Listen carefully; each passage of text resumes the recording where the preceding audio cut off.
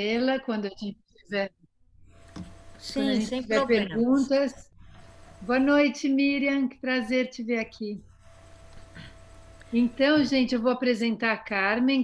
Obrigada, Carmen, por ter aceitado esse convite da Aurora. A gente está muito feliz que você está aqui e eu vou te apresentar. Então, Carmen Nobre é médica, formada pela Faculdade de Medicina de Ribeirão Preto, da USP. Aprofundamento em medicina antroposófica desde 2002, pela Associação Brasileira de Médicos Antroposóficos.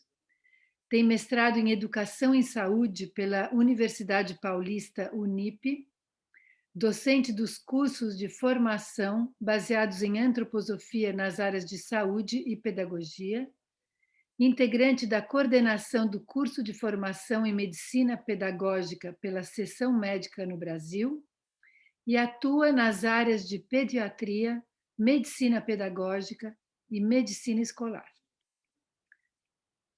Tudo isso, gente.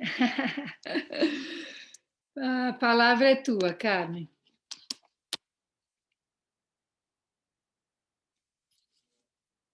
Boa noite a todos. É um grande prazer estar aqui com vocês. Na verdade, eu fico me perguntando, né, tudo isso, mas e aí, né? O que que isso vai nos conduzir ao nosso caminho interior? É um prazer muito grande de estar aqui neste encontro com vocês, terapeutas, para a gente poder conversar sobre um tema que perpassa todos os conhecimentos da área da antroposofia em especial. Eu vi que vocês ouviram já bastante coisas em palestras anteriores durante o percurso do curso de vocês. E com isso é possível de notar a seriedade e a profundidade com que este tema tem sido abordado entre vocês terapeutas. Eu tive então um grande desafio de qual caminho seguir, como poder encontrar mais alguma coisa para poder colaborar, contribuir com isso que é uma busca de todos nós. E com certeza a tarefa, espero que possa trazer algumas coisas, algumas reflexões minhas pessoais, algum jeito de conduzir que eu fui tentando trazer para poder estar aqui hoje com vocês. E sim, para a gente poder falar do caminho interior, eu vou fazer um pequeno passeio dentro da própria antroposofia, da história da humanidade, porque o caminho interior ele não começa assim do zero e do nada, ele sempre tem algo que é um precursor. E eu vou ler aqui só uma frase do Steiner para nós, para que a gente possa compreender a maneira como eu pretendo começar essa nossa conversa. A missão da humanidade pós-atlântica é desenvolver em si as faculdades anímicas que podem ser adquiridas pelas forças intelectuais e afetivas despertas, não movidas diretamente pelo mundo espiritual como no passado, e sim surgidas pelo fato de o homem observar o mundo sensível, adaptar-se a ele e transformá-lo pelo trabalho. Assim, de etapa em etapa, a conquista progride. E eu fiquei pensando como é que a gente pode fazer um caminho interior. Que tipo de realidades e de forças estão presentes quando nós queremos trilhar um caminho. Qualquer caminho, não precisa ser só um caminho interior de nós terapeutas e médicos. E eu então fiquei pensando que sempre precisa existir uma realidade na qual aquilo que nós estamos procurando como meta possa ser colocado. Precisa haver um ambiente, um espaço na qual isto venha a ocorrer, a acontecer. E foi também pautado nisso, nesta frase do Steiner, que fala dessa missão da humanidade, da gente encontrar as forças anímicas e afetivas e intelectuais, e não mais pelo espiritual como no passado, que eu me dei a liberdade de fazer uma pequena percurso no que é que aconteceu na humanidade, da onde vem esta realidade para que eu possa hoje trilhar um caminho interior individual. E aí, quando a gente estuda bastante antroposofia, e eu não vou aqui fazer uma recordação das nossas épocas culturais, mas simplesmente uma abordagem de que as antigas civilizações são as precursoras da evolução posterior. Assim vem acontecendo desde o início da configuração da Terra e também na sequência de todas as civilizações e períodos históricos que nós conhecemos. Essa evolução que a humanidade vem fazendo, ela resultou da ação inicialmente de hierarquias superiores e também da influência das forças adversas. E todos esses impulsos foram interferindo nesse processo que foi acontecendo desde esse período pré-histórico que nós conhecemos como lá desde a pós-Atlântida, como disse o Steiner naquela frase. Então, durante essa evolução do ser humano aqui na Terra, gradualmente ele foi se preparando e se aprimorando na sua corporalidade física, etérica e astral. Isto veio acontecendo desde os períodos iniciais da nossa história. O ser humano chegou primeiro à Terra, ele não estava preparado, ele era ainda muito vinculado ao mundo espiritual. Aí depois ele começou a trabalhar a Terra e começou a se afastar gradualmente do mundo espiritual. Ele conquistou o seu pensar, foi desenvolvendo o intelecto e o raciocínio lógico. E nesse percurso gradual, cada vez mais se afastava do mundo espiritual, das hierarquias e dessas forças que vinham para ele inicialmente como forças de clarividência pelos órgãos que ele tinha desenvolvido no passado. Mais do que isso, ele gradualmente foi trabalhando, além da sua corporalidade física, também a corporalidade da alma, ou o seu anímico, e passou então por diversas etapas da alma na sua evolução histórica, até que atingimos aquilo que hoje nós chamamos a alma da consciência. E quando a humanidade chegou na alma da consciência, submergiu muito profundamente naquilo que a gente chama de materialismo e tecnicismo. E desta forma, neste momento, ficamos então totalmente separados do mundo espiritual. Perdemos completamente a harmonia com aquilo que a gente chama do divino ou do mundo espiritual e ficamos neste mundo da cabeça, do intelecto, desta racionalidade lógica, que muitas vezes não nos proporciona a cognição do mundo real. Assim falava o próprio Einstein.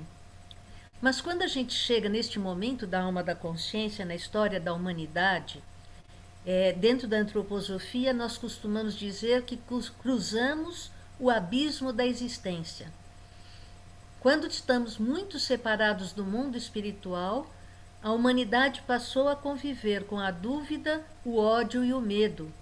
E com isso, por conta desta queda muito grande na matéria, é que surge uma oportunidade de desenvolver um caminho individual, um caminho interior de busca de conquistar, agora sim, pelo livre-arbítrio e reconduzir a humanidade ou a si próprio a se religar com o mundo espiritual.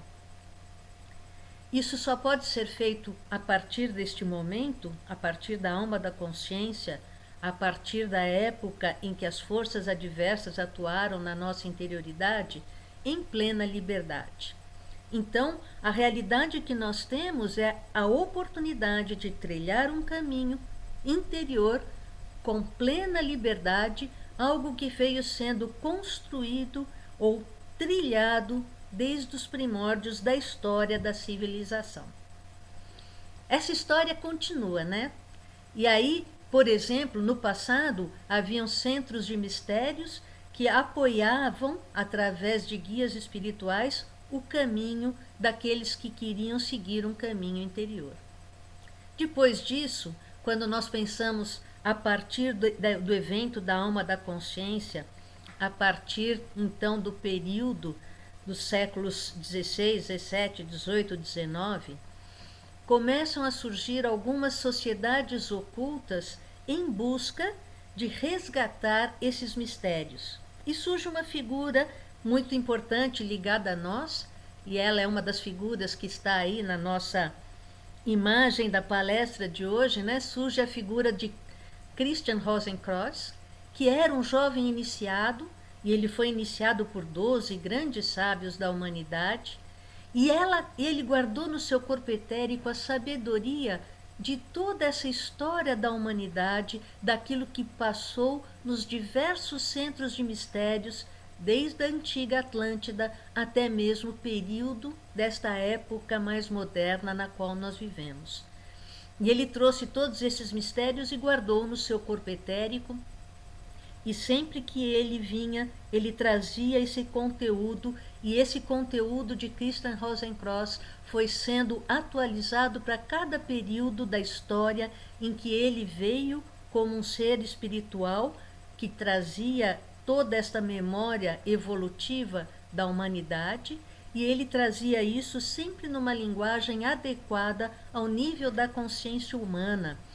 E quando foi num período mais ou menos da época medieval, surge então a questão do caminho Rosa Cruz, em que eles no início observavam a natureza, mas no decorrer do tempo, com o advento do próprio Christian Rosenkreuz em diversas encarnações, ele foi trazendo este acontecimento para a vida de forma de transição. E é interessante que, em épocas atuais, cada um de nós pode sentir um chamado.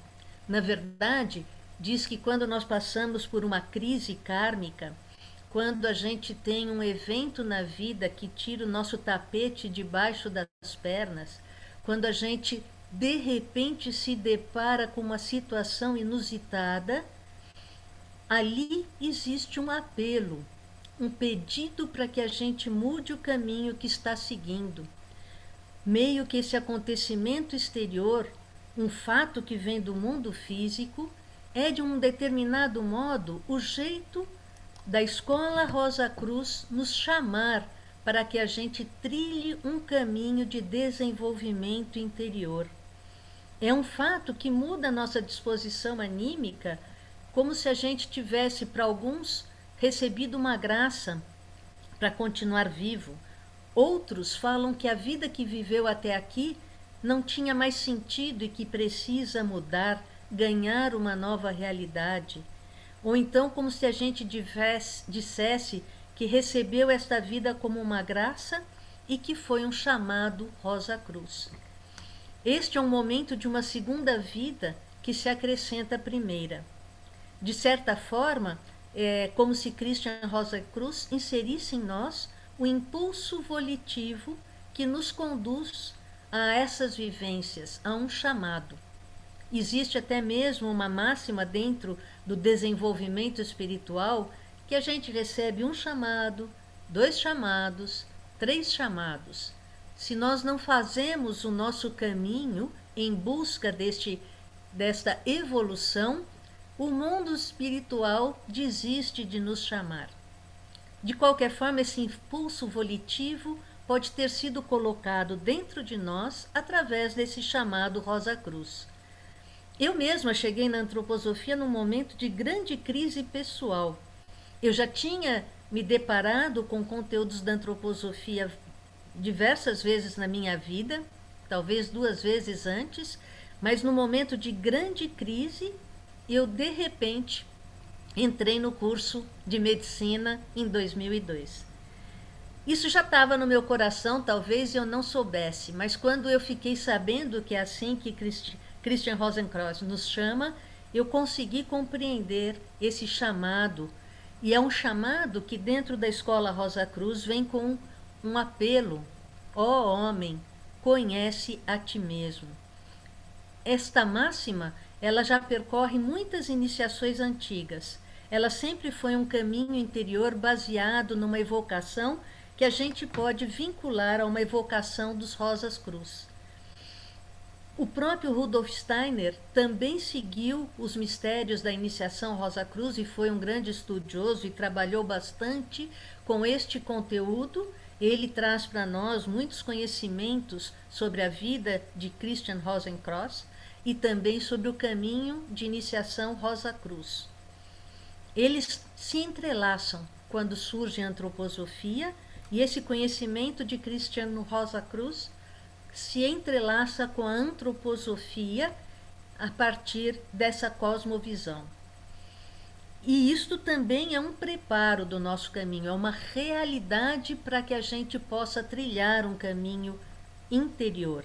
Tudo isso vem sendo formado, vem sendo tramado nos mundos espirituais, criando esta possibilidade de que se trilhe um caminho interior. E agora, nesse tempo mais moderno, nós precisamos também acolher o impulso do Cristo, em especial naquelas áreas de atuação que lidam com a saúde, a cura e o desenvolvimento do ser humano.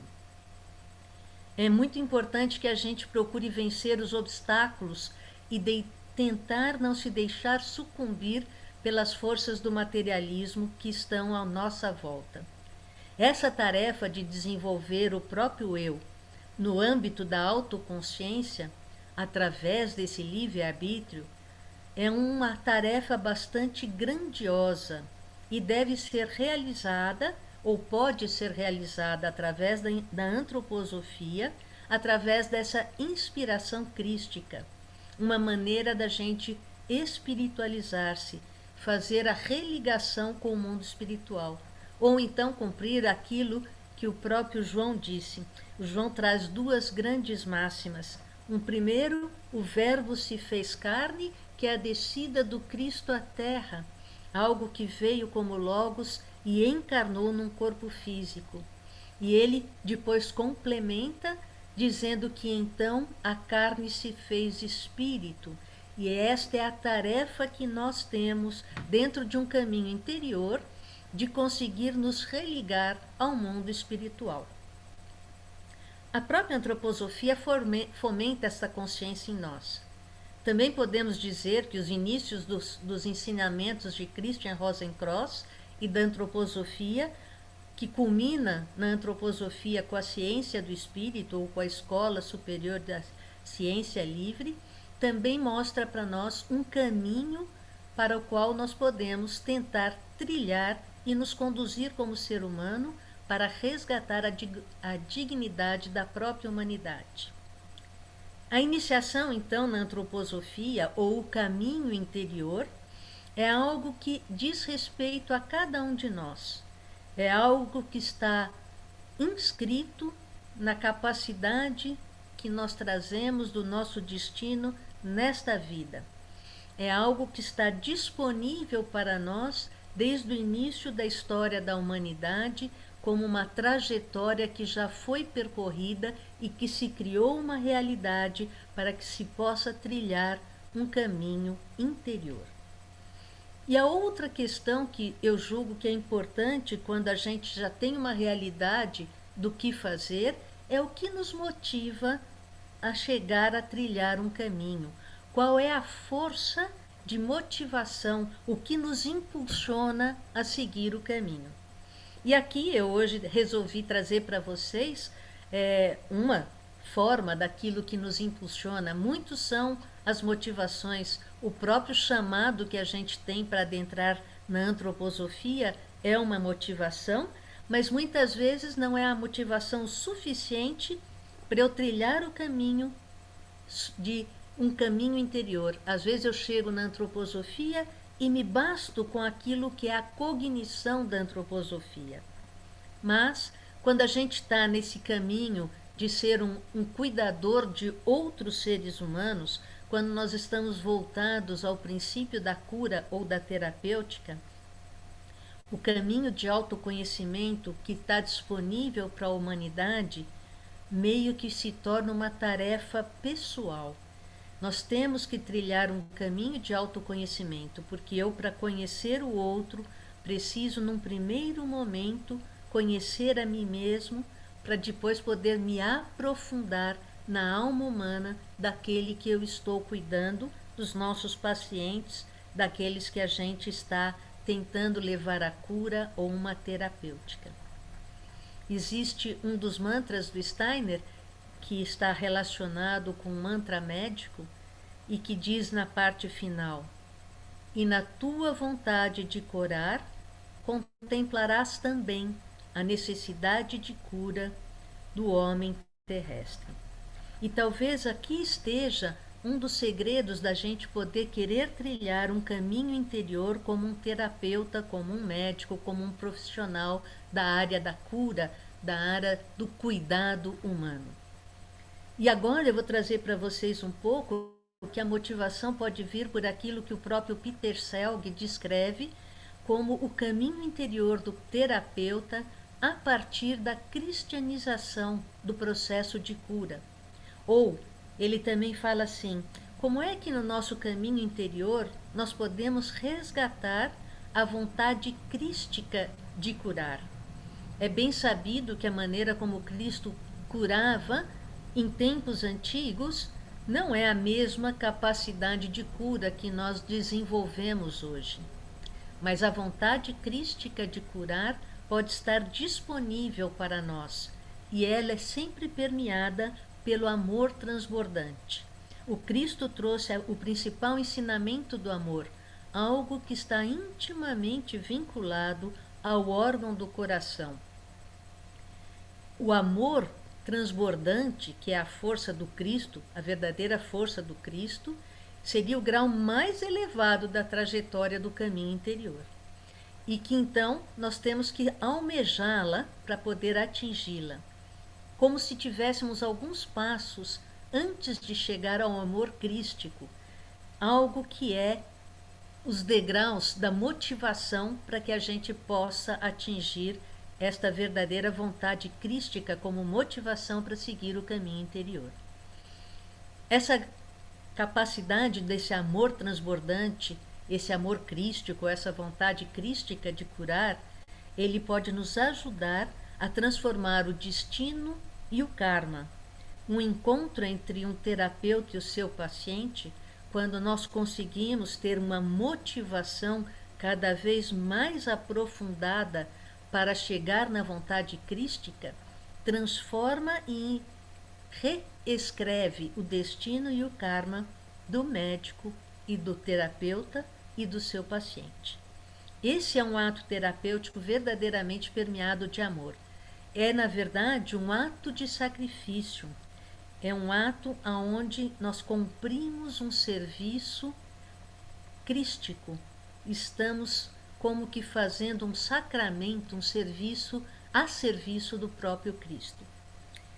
O Peter Selg fala que o primeiro motivo que nos leva a querer trabalhar como terapeutas neste intuito, nesta vocação de atingir a vontade crística de curar, passa por aquilo que ele chama de sentir pelo sofrimento alheio. Eu gosto muito quando a gente usa a palavra compaixão, e certa vez a doutora Sônia falou que para além da compaixão é quando a gente consegue sentir com dor, ou seja, ser capaz de ter um sentimento da dor do nosso paciente, algo que vai para além da solidariedade, que vai para além da compaixão. Em vez de compaixão, sentir com dor. Também alguns descrevem como uma misericórdia em relação à dor e ao sofrimento ou à tragédia humana pessoal do qual o nosso paciente está acometido. Mas para isso, a gente precisa ativar o amor que parte do coração. Quando nós já conseguimos desenvolver uma motivação relacionada a nos identificar com a dor do paciente, vem uma segunda motivação. Como que eu posso assistir, cuidar, ir ao socorro da dor do paciente? Como que eu posso ajudar a transformar? Que ação eu posso ter em direção a atuar aliviando a dor, que é, de novo, essa função do amor que de novo está ativa na esfera do coração. Nós passamos da esfera de sentir a dor, de sentir esse impulso grande de querer assistir, cuidar do nosso paciente, e aí nós temos que ativar a nossa vontade de terapeuta, uma vontade de curar. Que isto passa em parte pelo conhecimento que a gente desenvolve, e esse conhecimento precisa permear com a sua luz a nossa vontade interior. Porque quando com a luz do meu pensar eu ilumino a minha vontade, eu também posso encontrar o amor. E agora, essa vontade do terapeuta exige a participação dos 3 âmbitos da alma, do pensar, do sentir, que se mergulham, que se direcionam para o querer, para que a gente possa ter uma ação agora voltada, que ganha qualidades e que se transforma numa ação amorosa, calorosa, para que a gente possa trilhar o nosso papel de terapeuta. Até aqui parece que quase todos nós, quando nos envolvemos com os nossos pacientes, estamos capacitados com uma certa treino a exercitar essas 3 etapas da motivação. As 2 próximas etapas requerem um esforço muito maior para se motivar a trilhar o caminho interior. A próxima chama-se coragem de curar e tem relação com o ato de manter essa vontade de curar além de qualquer limite imposto por aquilo que o paciente esteja passando. O Dr. Kalik sempre fala assim, mesmo frente à possibilidade, a imediatismo da morte, não podemos perder a coragem de querer curar o paciente. Não podemos deixar de lutar pela cura. Não podemos nos acomodar frente àquilo que o destino, às vezes, cruelmente está se postando na nossa frente. Não podemos deixar abater a coragem de curar. A coragem é um ato que vem a partir do coração, mas é coragem, agir com o coração. Então, agir com o coração em prol da cura, independente da circunstância em que o paciente vem se acometendo. Isto é também uma força de motivação para eu querer trilhar um caminho interior. E para depois, aquela que para mim é algo muito distante de compreender, embora eu tenha buscado hoje um recurso da cognição para poder compreender o que é ter a coragem do karma. Entre uma situação dramática, aquilo que a gente consegue conduzir no limiar da vida e conseguir também no âmbito da morte em potencial, conseguir compreender aquilo que vigora no karma do paciente e no meu karma pessoal, para que eu possa levar adiante esta tarefa de, na minha vontade de curar, contemplar a necessidade de cura do homem terrestre e ter como motivação a coragem do karma. Falando um pouco agora deste ambiente no qual o caminho interior pode ser desenvolvido, eu gostaria de falar ou contar um pouco, passar um pouco por aquilo que eu vou chamar os mistérios do coração. Os mistérios do coração como relicário da alma. Como o Steiner sempre nos coloca, muitas vezes nós partimos a compreender, a vivenciar e a atuar no mundo a partir de compreender da cognição de alguns fenômenos que estão disponíveis para serem tateados por nós. E o coração é interessante quantas coisas a gente pode falar nos ditos populares. Por exemplo, só se vê bem com o coração porque o essencial é invisível aos olhos.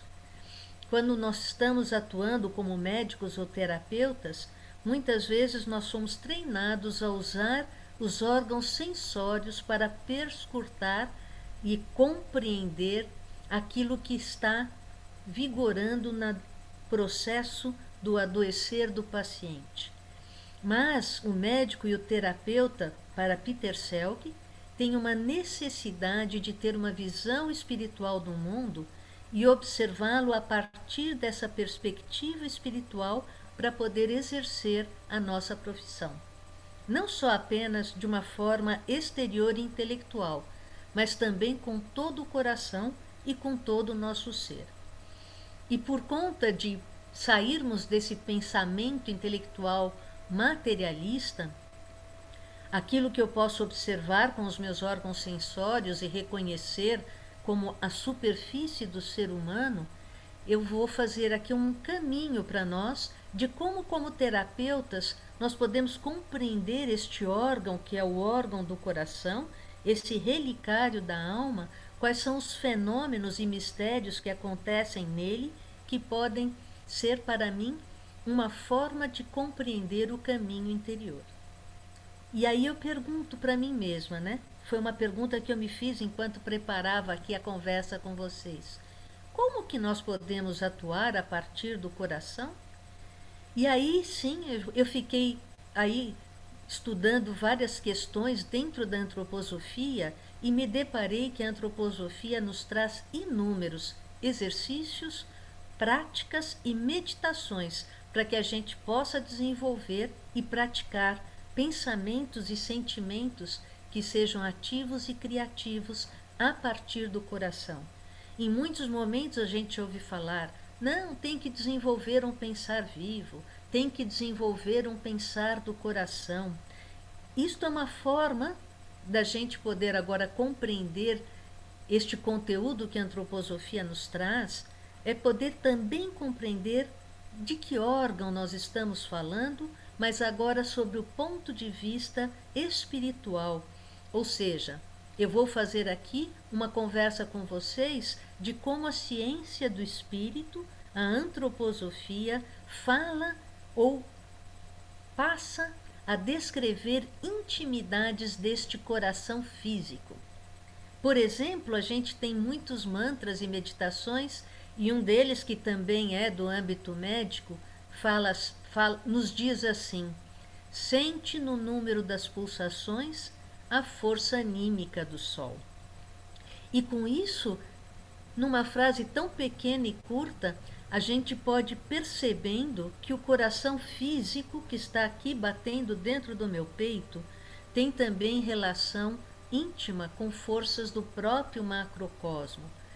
E esse ponto central da organização humana, esse órgão que é considerado nobre dentro da nossa configuração física, é bem interessante quando nós estudamos na embriologia a maneira como ele se forma.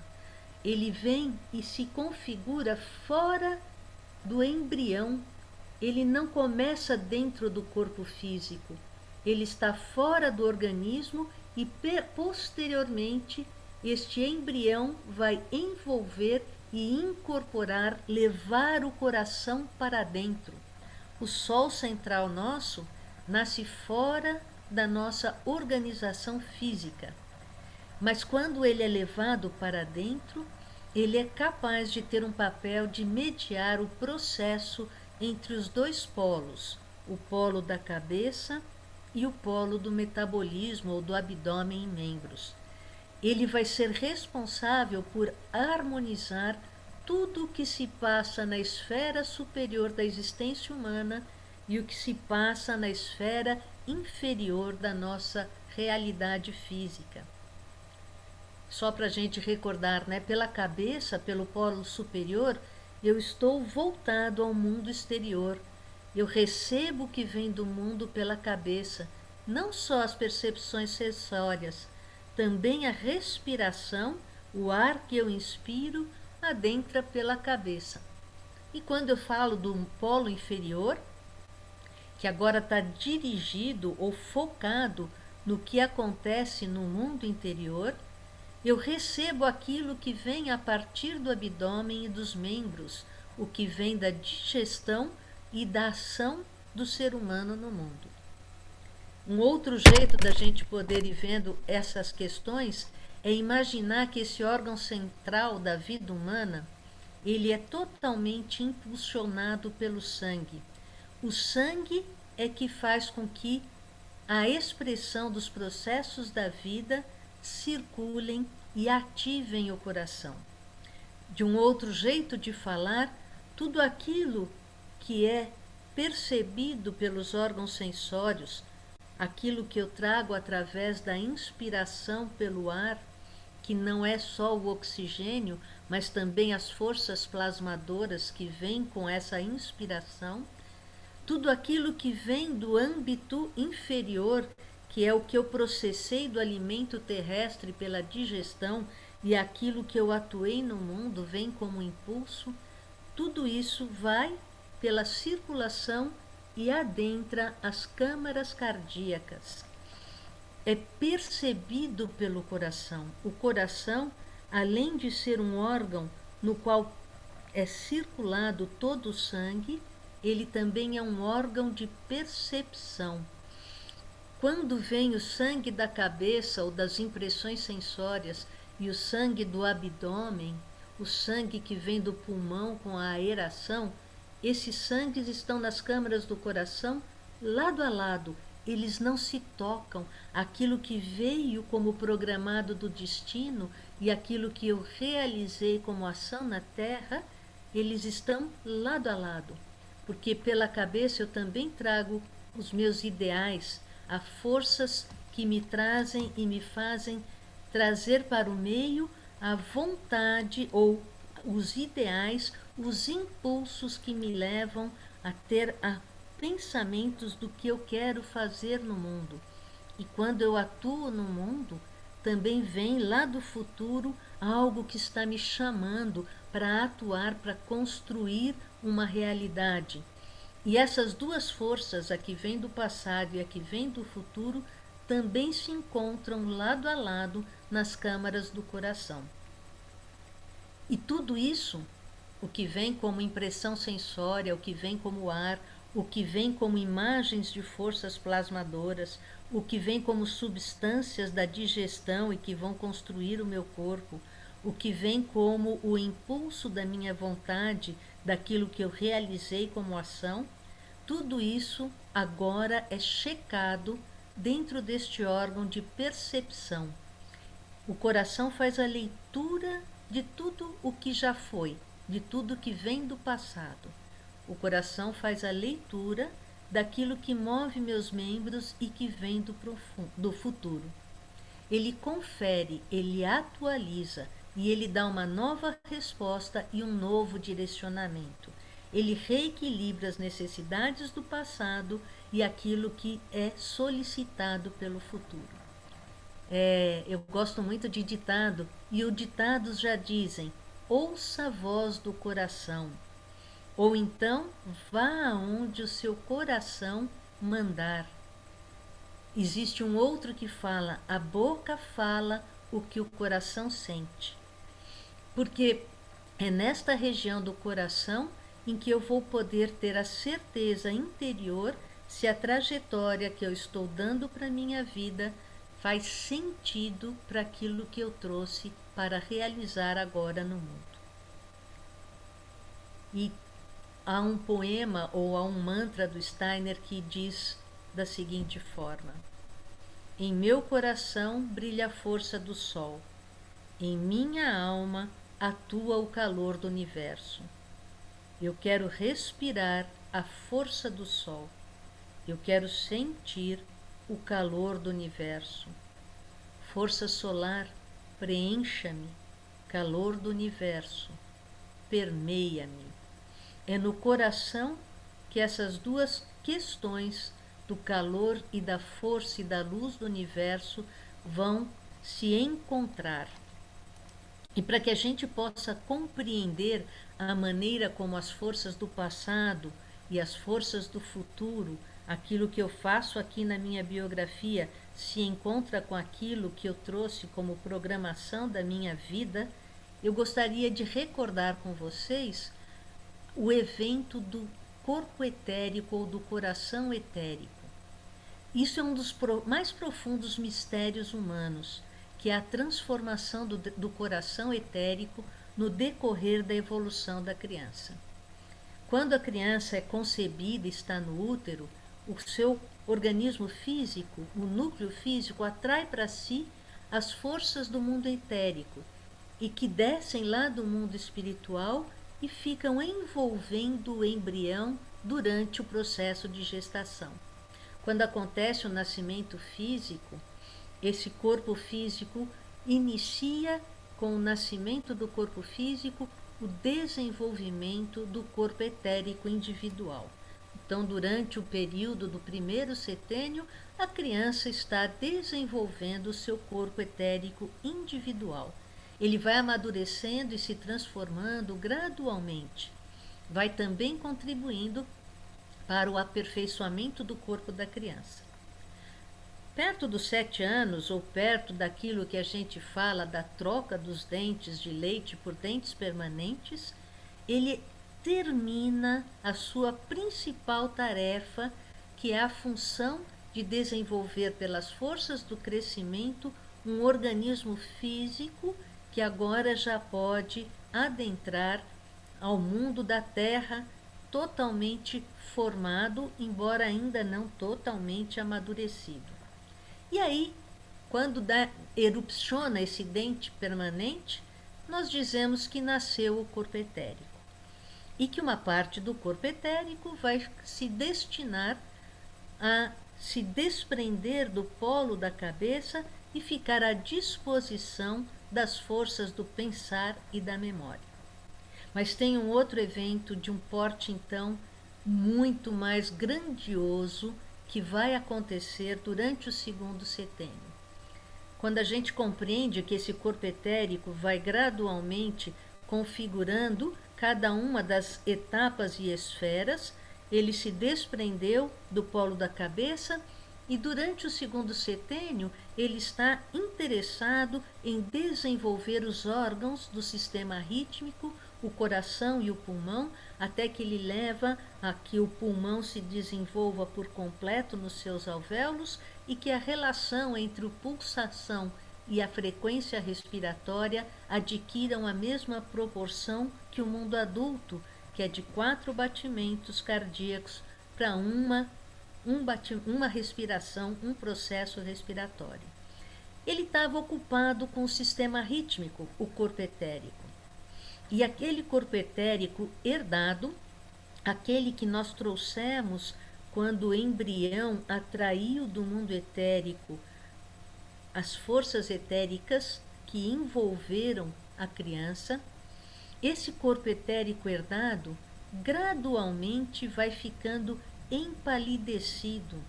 Em alguns momentos, o próprio Steiner fala que ele vai se desfazendo, ele vai, por assim dizer, apodrecendo. E o coração físico, a última parte do corpo etérico que se desfaz, está naquilo que envolve o coração físico, e ele fica suspenso por um fio etérico, porque o corpo etérico herdado que estava envolvendo o coração se desfez, apodreceu, se empalideceu. E a partir deste momento, algo vai irradiar desde a periferia em direção ao coração e ao centro, e tudo o que foi coletado, desde o nosso encontro com o Cristo na meia-noite cósmica, na passagem por todas as esferas planetárias, na nossa estadia no Sol, na qual nós estipulamos os nossos encontros kármicos, neste momento em que o coração está pendurado e que se começa a configurar o próprio coração etérico do jovem, que está próximo da entrada na adolescência, neste momento, tudo isto irradia da periferia e se impregna neste coração etérico que vai voltar a envolver o coração físico que bate no peito do jovem.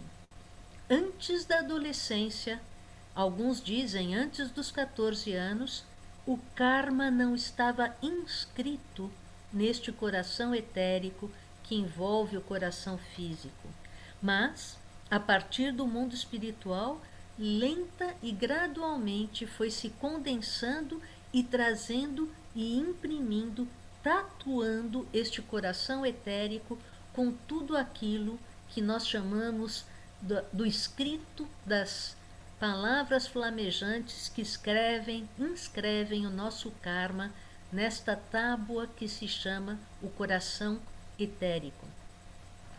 Todas as ações que nós devemos ter estão escritas, todas as nossas motivações morais estão escritas, as intenções humanas e os ideais humanos. E com isso, o homem, se torna apto a ler e a interpretar as ações kármicas que estão escritas no seu próprio coração. Aquilo que veio do passado, que ele deve exercer como missão kármica e assumir crescer em direção ao seu futuro, e também aquilo que ele vai realizar, que vem como um impulso do futuro. Tudo isso está inscrito nesse coração etérico. E é assim que vai de encarnação em encarnação, fazendo que esses motivos sejam impressos e se torne esse karma ativo a partir da adolescência. Quando a gente pensa em compreender o karma, tudo isso para eu poder falar, se o nosso motivo é a vontade do karma, eu preciso entender quem é o karma, aonde eu posso encontrar esse karma. Nessa atuação do karma, no processo de adoecimento do paciente, também pode intervir um processo de cura. Isto é extremamente grandioso da gente poder compreender. Isso por si só já mostra para nós como a antroposofia na fisiologia oculta do coração traz alguns mistérios que nos auxiliam no nosso caminho interior como terapeuta, cuja motivação é compreender a dor, a assistência, a vontade de curar e a vontade do karma. Como eu disse, no coração acontece o encontro dessas duas correntes, aquilo que veio do cosmo pela cabeça, que vem do ar e das impressões sensórias, com as forças formativas e com o que trouxe do passado, como isso que veio e que está impresso no coração, como as forças do karma. E pelo espaço, ou pelo abdômen, pelos membros, pelo mar cósmico, por assim dizer, eu trago os atos humanos na Terra. E aqui, nesse sistema do meio, no ritmo entre o coração e o pulmão, entre aquilo que acontece entre a circulação e a respiração, existe a verdadeira atividade espiritual que pode nos auxiliar a verificar, a compreender, a tatear aquilo que nós chamamos de karma. Quando nós falamos um pouco da história do Cristo, e agora eu vou voltar um pouco para trás, em especial naquilo que nós chamamos do mistério do Gólgota, aqueles eventos que aconteceram na semana da Páscoa, entre a morte e a ressurreição do Cristo, aquilo que ele fez de com a sua própria corporalidade permear o etérico da terra, tudo esses eventos que aconteceram no macrocosmo do espaço da Terra também ocorreram como modificações na fisiologia e na dinâmica do que acontece entre o coração e o pulmão. E aí o sangue passou a receber essa vida cósmica, esse centro do homem com a sede no coração, que pode realizar essa compensação entre o que acontece no polo da cabeça, e que alguns chamam do homem superior, e o que acontece no polo do abdômen e membros, ou do homem inferior. É entre a circulação e a respiração que pode haver esta leitura e esta compensação do karma no ser humano dentro da sua história a partir do mistério do Gólgota.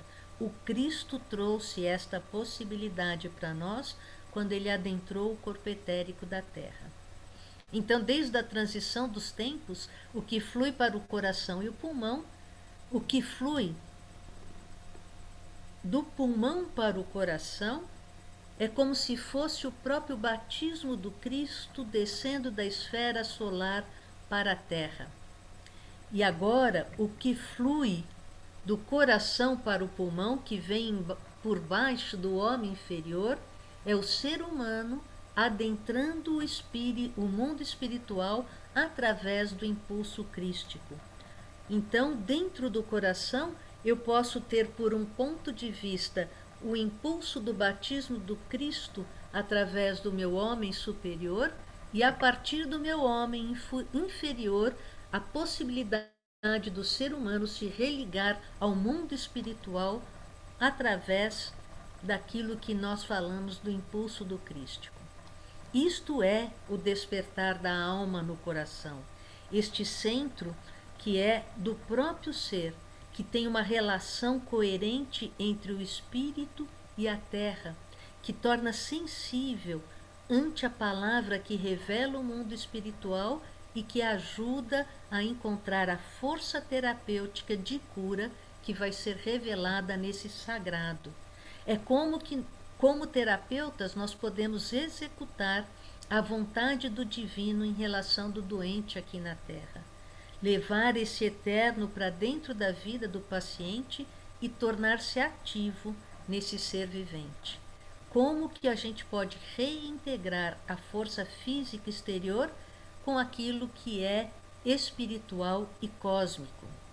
E para isso, o que nós acabamos de ver em relação ao coração humano, que depois da adolescência é o órgão do conhecimento do karma e do destino, para o paciente isso acontece entre a sístole e a diástole, entre a contração e a expansão.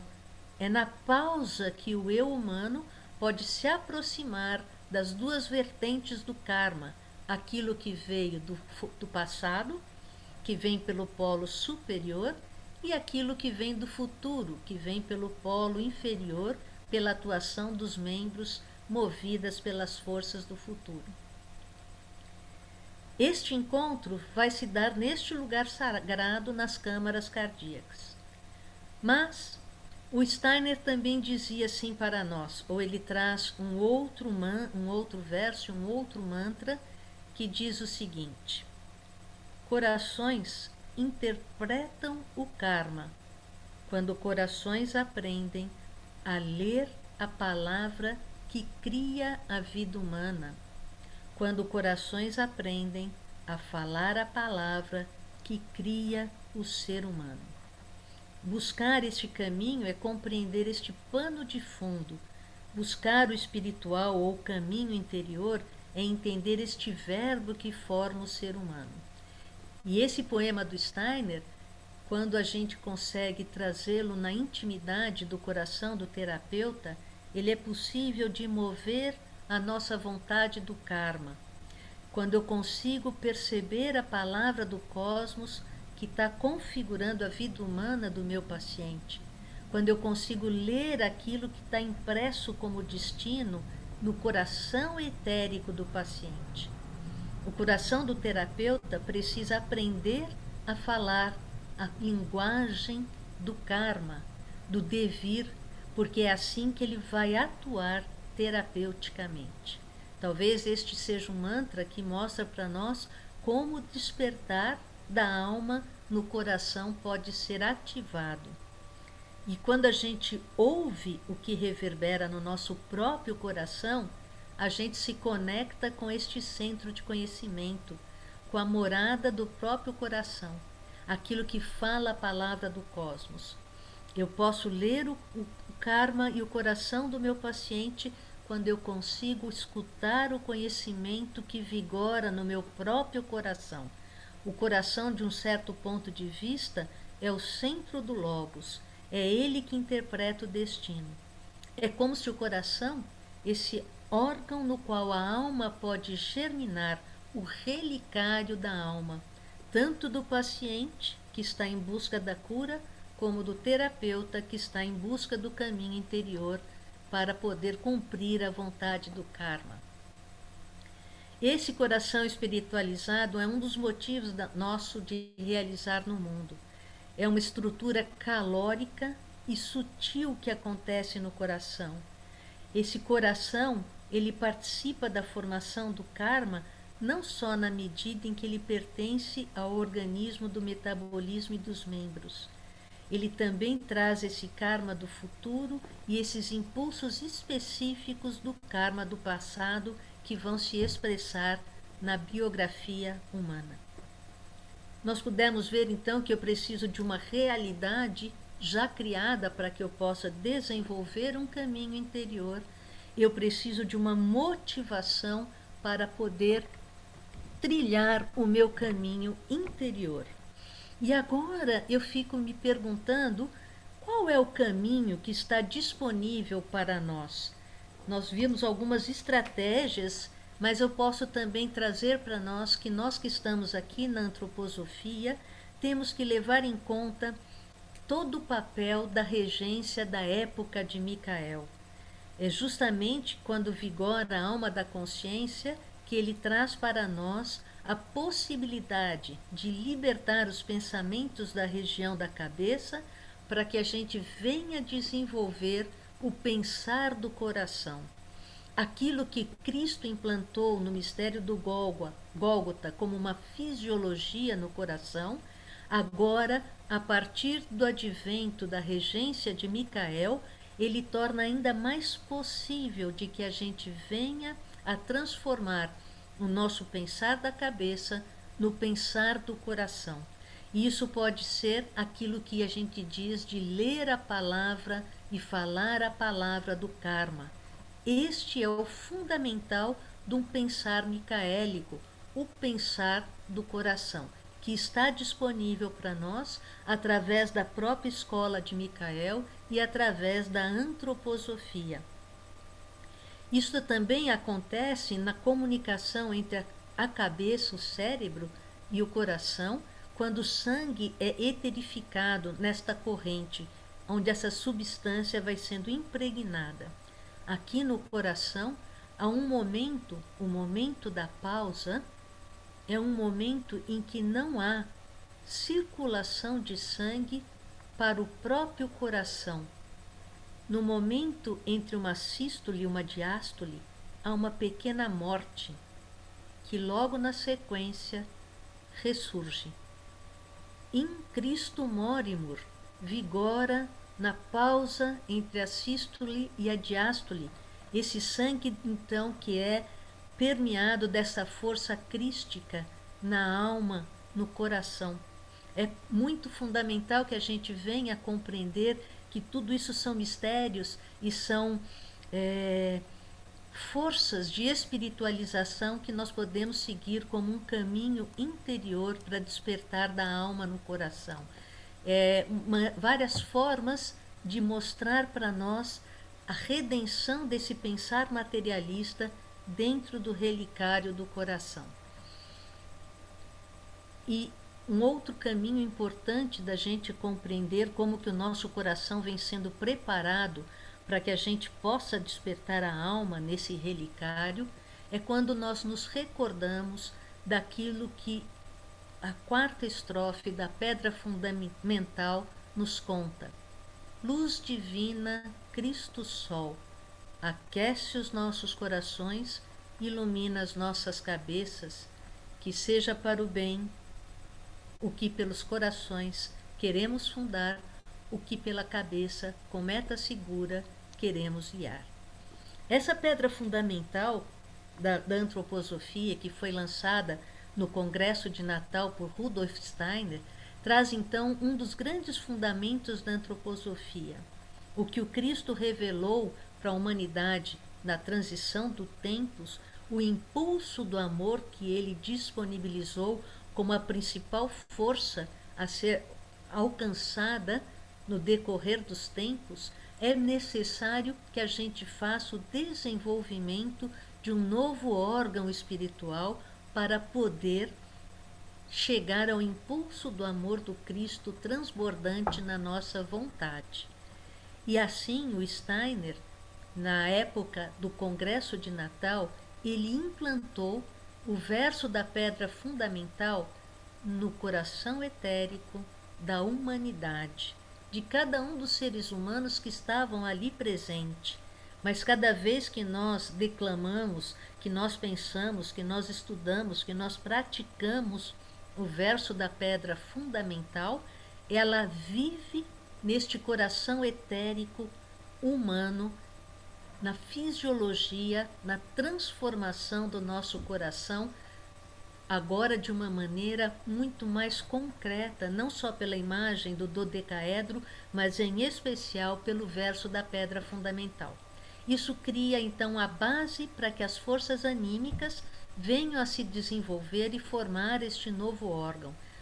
O caminho interior precisa desenvolver órgãos, e esses órgãos espirituais interiores podem ser favorecidos, ou um dos caminhos que nós temos para desenvolver é o trabalho meditativo com o verso da pedra fundamental.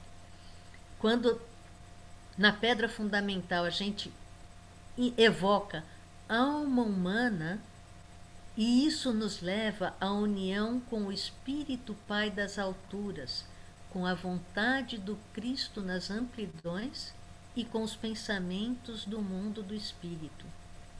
Como que tudo isso acontece?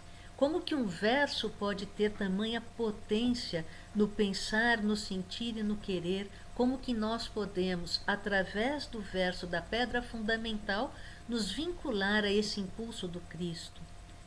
E aí, de novo, eu volto a trabalhar com a organização daquilo que acontece no nosso polo superior, aquilo que eu percebi pela minha cabeça, pelos órgãos sensórios, pela minha respiração, pelo que veio como karma do passado.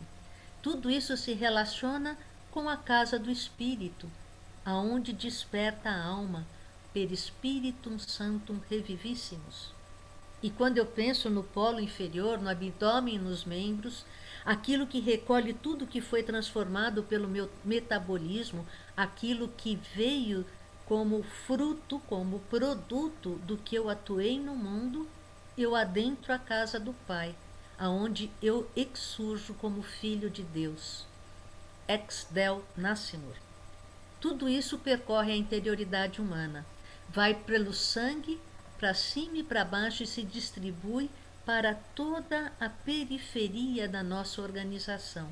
Mas, para se distribuir para a periferia, ele passa pela região intermediária, por esse centro, por esse relicário, por aquilo que é a intimidade do coração, onde vai acontecer esse profundo contato entre o mundo exterior e o mundo interior, entre o passado e o futuro, entre o que eu trago como ideal e aquilo que eu executo na Terra. E aí eu posso unir o meu ser e estar no mundo. Esta é a casa do Filho, onde a morte torna-se vida. In Cristo morimur. E uma outra coisa importante que também vem como uma frase do Steiner, ele relata nas seguintes as palavras micaélicas. Isso daqui está na ponte. Se eu aquecer o meu pensar com o calor da minha vontade, eu encontro a liberdade. Se eu iluminar a minha vontade com a luz do meu pensar, eu encontro o amor. Este é o caminho para desenvolver um eu abnegado altruísta. Esta é a ponte entre eu e o mundo espiritual. Este é um caminho a ser seguido de encontro, de recuperar, de religar-se ao mundo espiritual. Isto está relacionado com aquilo que se chama de fraternidade crística. E quando Steiner funda a Escola Superior de Ciência do Espírito, ele trouxe também uma outra possibilidade de trilharmos este caminho de desenvolvimento e estas qualidades. Uma oportunidade única de, no futuro, a gente pode iniciar e não cair sob o domínio das forças adversas que sempre estão a nos atrapalhar a trajetória. Este anseio humano pela salvação, por encontrar o caminho, é preciso abrir-se à palavra que são audíveis ao coração. As palavras que são ditas, ó homem, conhece a ti mesmo, elas são ouvidas, elas reverberam no coração, no interior da alma. E é somente no coração que atua embaixo e em cima toda essa potência que vem do mundo espiritual. Dentro do coração eu posso sentir o impulso da antroposofia e sentir a minha alma se despertando, acordando dentro do coração. A alma é um atributo do coração. Um dos versos diz que a alma do coração tu podes sentir, e sentir se torna a vida cósmica do próprio pensar. Assim eu conseguirei transformar o meu pensar materialista, tecnicista, um pensar morto, num pensar vivo do coração. É na quietude do calor do coração, naquilo que eu chamei de pausa, que podem se revelar essas expressões mais profundas das leis cósmicas. É pelo coração que eu posso transpor o abismo entre o tu e o eu. O Steiner trouxe muitos versos e mantras que podem nos ajudar a sentir com o coração. E como terapeutas e profissionais da cura, nós podemos então usar essas estrofes mântricas para despertar a nossa alma. Essa busca interior sempre ressoa em direção ao coração, e ela parte daquilo que é o vir a ser, uma exortação para o autoconhecimento. E eu gostaria ainda de trazer para vocês mais um grande processo realizado pelo Cristo e que possibilita para nós formarmos esse cálice para despertar a alma no coração. Quando o homem se afastou muito no mundo espiritual, as entidades superiores e as hierarquias precisavam fazer com que algo de evento acontecesse na Terra. E foi assim que foi trazido, desde o mundo espiritual, a própria entidade do Cristo para se tornar aqui um homem em Jesus de Nazaré. É óbvio que não é possível de eu trazer para vocês essa questão de como chegamos até este ser que é o Jesus de Nazaré ou esse próprio ser do Cristo. Mas também podemos dizer que o Cristo chegou aqui na Terra e a partir do batismo no Rio Jordão por João Batista. E a partir do seu batismo, quando ele chega na Terra, ele atuou na Terra durante 3 anos, no qual ele fez diversos processos para salvar a liberdade humana. Teve atuação muito grande durante este período em que ele esteve aqui na Terra. No primeiro ano, ele fez, por exemplo, uma elaboração do pensar humano. Então, as forças do pensar que vieram do passado se uniam às forças do pensar do futuro e nasceu a possibilidade de um pensar ressurreto com o auxílio da terceira hierarquia, ou seja, com o próprio Deus Espírito. Mas essa passagem, essa união do pensar do passado e o pensar do futuro, criou o germe para um novo órgão que a humanidade pode desenvolver a partir deste evento crístico. Ele criou o germe do Manas, ou da personalidade espiritual, um órgão que dá a possibilidade da gente desenvolver a cognição imaginativa. No segundo ano, Cristo fez uma segunda transformação, a transformação do nosso sentir, e esse sentir que era inconsciente, semiconsciente, pôde se tornar um sentir ressurreto com a colaboração agora da segunda hierarquia do Deus Filho, e aflora o germe de um segundo órgão espiritual, ou o Budi, o espírito vital, responsável pela cognição inspirativa no futuro. E no terceiro ano, ele atua, então, transformando o querer humano de uma forma muito profunda, e essa transformação completa da vontade humana inconsciente para uma vontade humana ressurreta acontece com o auxílio da primeira hierarquia e do Deus Pai, e com isso surge a forma, o germe do Atma ou do homem-espírito, esse órgão responsável pela cognição intuitiva no futuro. Esses 3 anos tiveram grandes transformações na fisiologia do coração e, com isto, o coração se tornou um receptáculo para o impulso do Cristo, para o encontro com o Cristo no etérico. Tudo isso abriu essa possibilidade do homem, do eu humano, trabalhar em si essa corrente da sabedoria e a corrente cósmica e da corrente da sabedoria humana. Aqui temos uma convergência daquilo que o Cristo trouxe e a missão de Micael. E agora, para que a gente possa compreender isto, esse evento grandioso dos mistérios, da época do mistério do Gólgota, a partir de então ficou disponível a possibilidade do humano fazer a iniciação. Para toda a humanidade está disponível esta possibilidade. Isto foi implantado na fisiologia do homem, na disponibilidade de trilhar um caminho interior. Não era mais necessária a existência de centro ou de guias, e nem mesmo de grandes iniciados.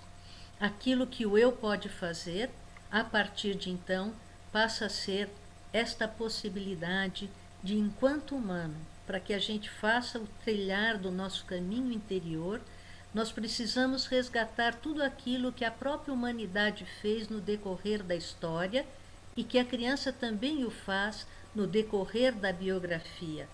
Precisamos trabalhar aquilo que se chama o nosso homem físico, o nosso corpo físico, o nosso corpo etérico, o nosso corpo astral.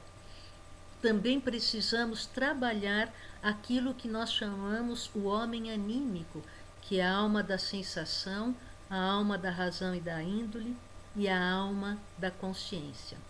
Quando nós fizermos esse nosso trabalho, a purificação destas duas constituições, física e anímica, nós criamos um pilar e um cálice, um receptáculo que poderá ser fecundado, poderá ser permeado, poderá receber etericamente aquilo que é o Manas, o Budi e o Atma.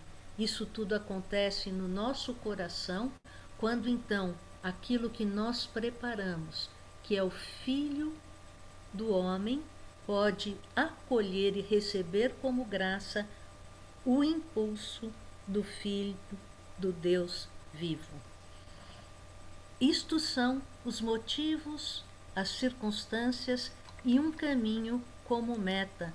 É assim que eu pensei que nós podemos trabalhar um caminho interior como o despertar da alma do coração, trazendo para vocês estes mistérios que acontecem na nossa vida, que aconteceu na história da humanidade, como uma possibilidade da gente trilhar. Existem muitas portas para serem trilhadas, mas todas elas passam pelo coração.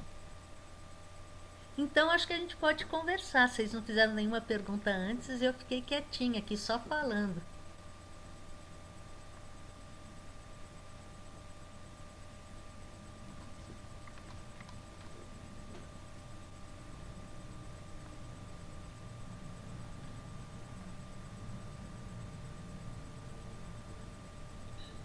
Silêncio, não conseguimos falar nada. Realmente, boa noite a todos, eu sou a Ludmila. Realmente é muito impactante alguns versos que você colocou aí, principalmente durante a sua fala, a ligação que você foi fazendo, né, para chegar a esse ponto de evolução espiritual e entender a função do terapeuta como aquele que pode auxiliar na cura, né? Eu achei isso muito tocante, assim. Eu acho que é por isso que está todo mundo meio que emudecido, reverberando todas as palavras, né?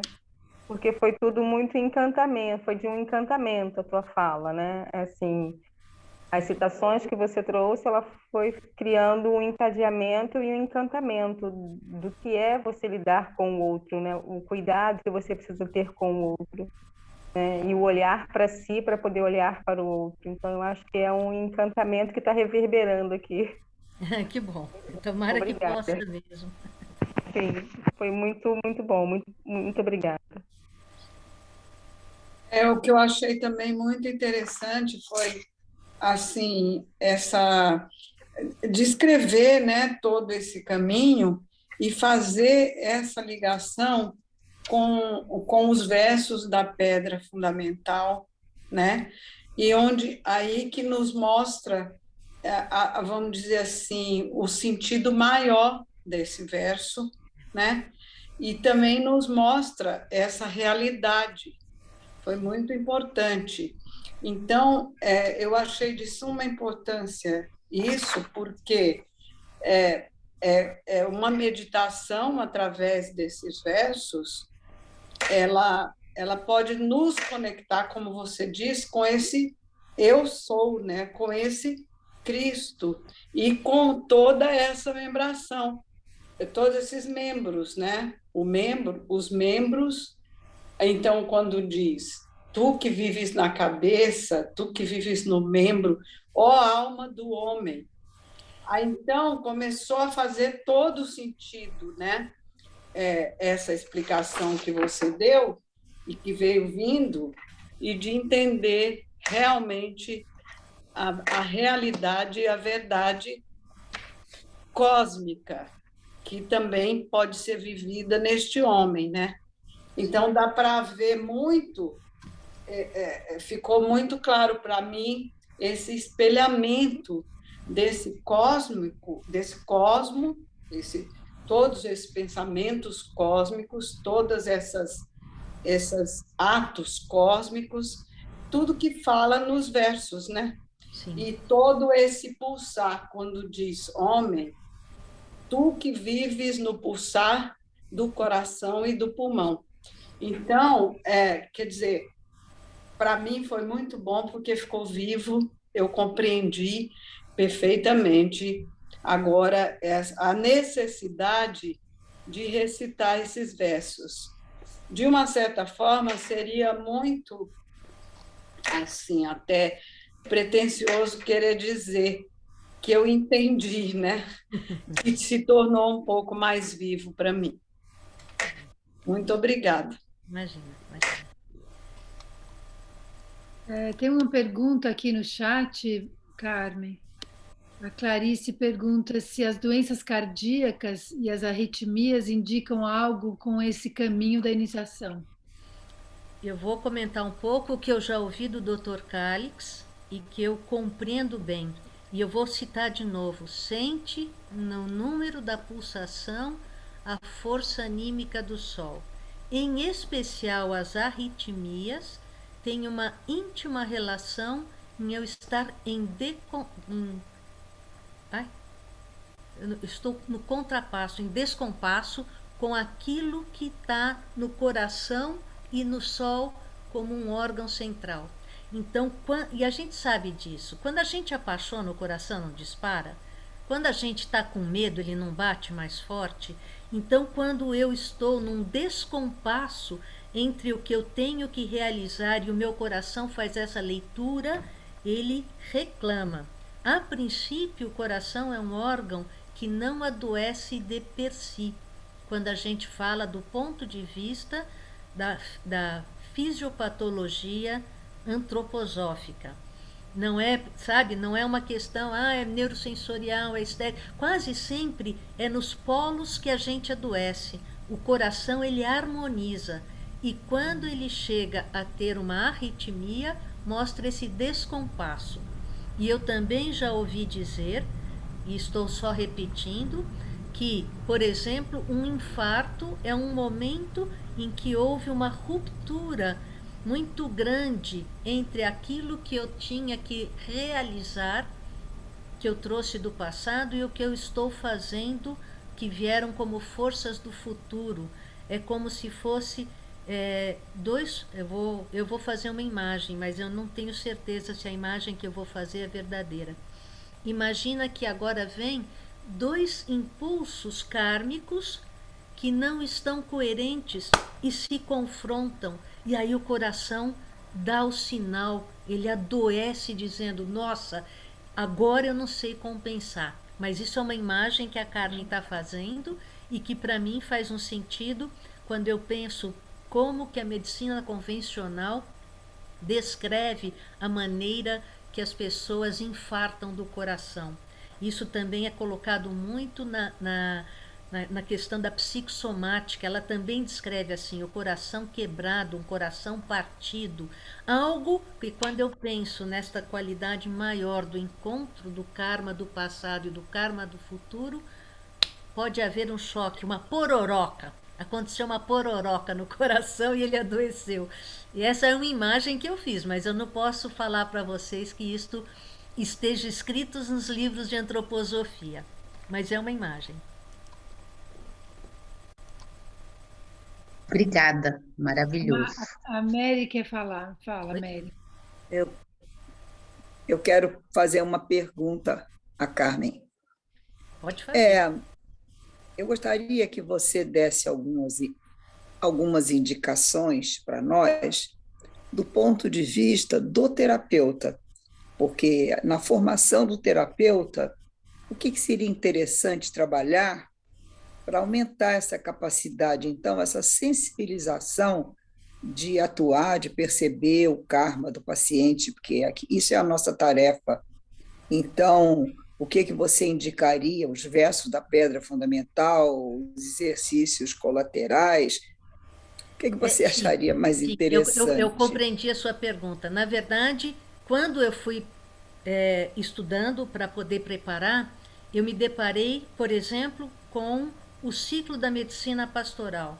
Boa parte do que eu trouxe aqui vem deste ciclo, dos mistérios que lá são descritos, porque embora ele fale da medicina e dos pastores, ele estava trazendo ali uma série de conhecimentos de como esse coração e o caminho do ser humano pode ser percorrido para entender os fenômenos do coração.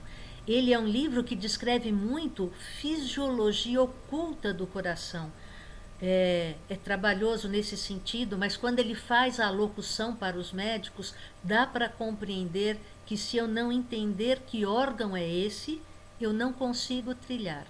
Eu trouxe a pedra fundamental porque ela está disponível e ela é muito mais acessível, em especial por imaginar que ela foi colocada no nosso coração. É quase que um órgão que está lá latente para ser só elaborado e trabalhado. Mas muito do que eu trouxe vem das aulas da classe. Muito do que eu trouxe veio das aulas da classe. Mas Carmen, você sabe que as aulas da classe não estão acessíveis para qualquer um, não é? Acho você que tem do que ter trabalho chegado lá. Isso, está certo. Sim. Outra, então, mas esse, por Então, exemplo... anteriormente, até enquanto a pessoa não chega na classe, não é? Sim. Eu também sei que os exercícios colaterais, e isso se tem uma palestra que fala do coração etérico e como que a partir dos exercícios complementares eu posso ir despertando, porque sempre tem que ter um passo inicial para poder começar a fortalecer estes órgãos. Ninguém chega na cognição imaginativa. Aliás, não. Desculpa, existem pessoas que recebem isto como graça. Mas para mim, que sou uma mortal, eu tenho que pastar bastante. E sim, os exercícios colaterais e complementares começam a despertar estes órgãos. Esta meditação que fala que o coração interpreta o karma, nossa, ela tem um poder, porque eu trabalhei muito com ela enquanto eu estava preparando essa trajetória. E cada vez que eu li, eu falava, gente, aqui tem um segredo que eu ainda não descobri, tá, Mary, o segredo. Mas ela é um mantra, um verso tão simples, mas que traz uma verdade muito grande e que pode ajudar a despertar isto que eu trouxe como o trabalho do coração. E, se quiser fazer através de uma leitura, que é a do Peter Selg, A Doença como o Caminho do Cristo, também boa parte do que eu trouxe veio de lá.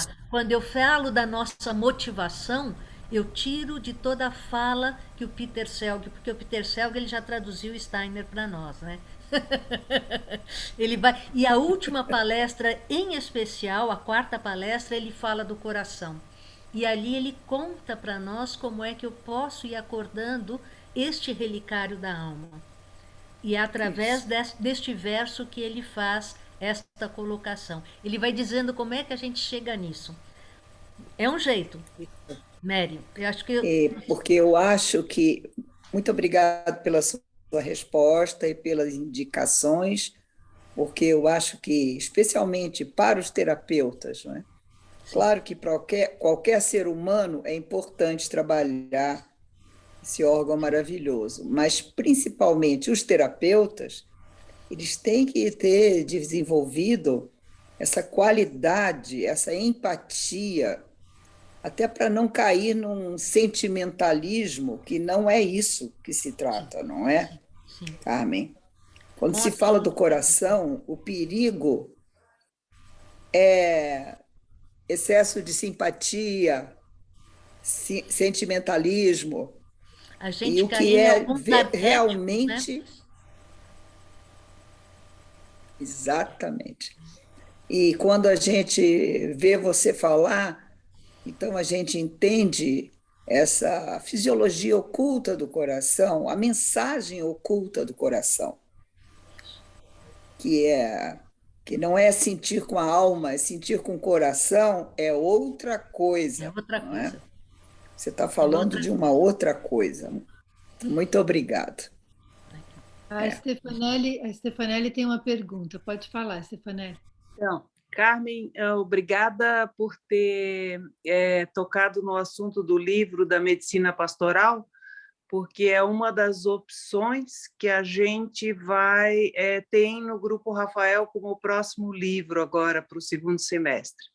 Então, quem sabe isso fortaleceu, que somos um grupo de bastantes terapeutas, da Escola da Sagres, da Aurora, e então acho que talvez esse livro venha num bom momento aqui para a turma. Com certeza. Obrigada. Imagina. Eu gostaria de pedir para você pelo menos um dos mantras que você colocasse, escrevesse para nós aí, se possível. Muito obrigada, Carmen. Eu posso passar no chat? Sim. Eu posso passar eles todos no chat, porque mantras, eu tenho um problema muito sério. Às vezes, quando eu entro na minha fase mais mercurial, eu troco todas as palavrinhas, o conceito tá certo. E aí, então, mantra é uma coisa que eu tenho que ler, senão eu inverto. Eu vou pegar aqui para vocês. Um minutinho só que eu abro aqui o meu arquivo que estava fechado. Um minutinho. Muito obrigada. Eu vou postar. Ele não está organizado de uma forma poética, mas ele está. Esse daqui é um deles. Eu gosto muito deste verso que a doutora Sônia fez a tradução e ela passou para nós no início da pandemia. E ela dizia da importância de trazer este verso como uma forma da gente se fortalecer. Especificamente, eu trabalhei muito este verso no início da pandemia, fazendo junto com a euritmia o Amorê. E vocês não sabem a sustentação que um verso tão simples, com um movimento da euritmia, pode trazer dentro da nossa alma. Para mim foi assim muito forte. E este daqui é o que está no Peter Selg, que fala do coração, e que também não está na forma do mantra, né? Mas que é o que estava lá no livro do Peter Selg. A outro que é da pedra fundamental não é necessário que eu transcreva para vocês. Esses dois foi o que eu trouxe, eu acho que de diferente, e que para mim são muito fortes, me são muito úteis no trabalho. Eu trabalhei muito durante o início da pandemia, e o dos corações interpretam o karma, eu usei muito no preparo deste nosso encontro. Esse era um dos que eu ia lhe pedir. Ah, tá bom. Tá no livro do Peter Selg, é na última palestra, mas de qualquer forma, como ele estava aqui, porque eu tinha que ler do jeito que ele foi escrito, e é possível que eu tenha copiado errado ainda, porque eu faço isso com uma certa facilidade. Diga, Stefanelli. Ah, eu acho que ela esqueceu de Ah, abaixar tá a bom. mão. Tá bom. Desculpa. Não, não tem importância. Muito obrigada, gostei muito da sua palestra. Que bom, que bom. Espero poder ter estado com vocês. Eu vou contar assim que foi com muito carinho no coração. Eu falei assim, nossa, eu vou falar para terapeutas, que responsabilidade. E sabe, Mary, eu não sabia se eu tinha capacidade de poder trazer este conteúdo para mobilizar os terapeutas. Eu convivo muito com os médicos que pensam e que agem diferente. E aí o caminho que eu tinha que fazer teve que ser um caminho pensando realmente que o meu público era vocês. Foi feito especialmente para vocês. Isso. É um Ficou caminho mais feminino, né? Do coração e do útero, não é? É mesmo. Dá pra... se Me ouviram? Me ouviram? Sim. ouvir. Eu acho que essa coisa do feminino que você trouxe, até porque você é mulher, né? Então você pode fazer isso melhor, talvez, do que o homem, né? E a gente sabe que a mulher ela é um ser bem mais solar do que o próprio homem, né? Então, porque a mulher, se ela tem essa capacidade de gerar um filho, é porque ela está levemente desligada, ela está levemente desligada da Terra, levemente mais no etérico. Por isso ela tem essa capacidade, é ou não é, de gerar um filho? É, sim, ela se afasta da Terra para poder gerar um filho. Fica mais cósmica.